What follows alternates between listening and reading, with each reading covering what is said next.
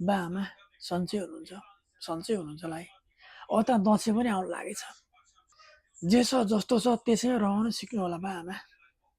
अब टिका लाउने मन त सबैलाई थियो, सबैलाई हुन्छ।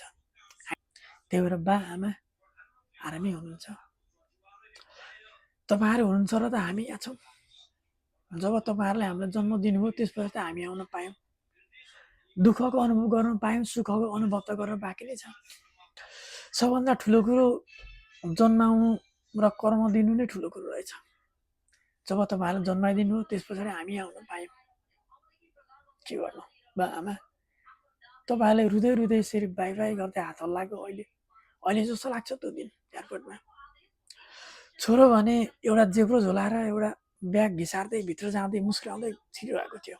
बा आमा भने रुँदै रुँदै बाहिरबाट सुक सुक गर्दै छोरा राम्रोसँग जाल, चाँडो आइज ल, नबिर्सी ल, फोन गरेँ भन्दै हिँडेको दिन अहिले जस्तो लाग्छ। त्यो एयरपोर्टमा लड्को अनि रातो टिका लगाएर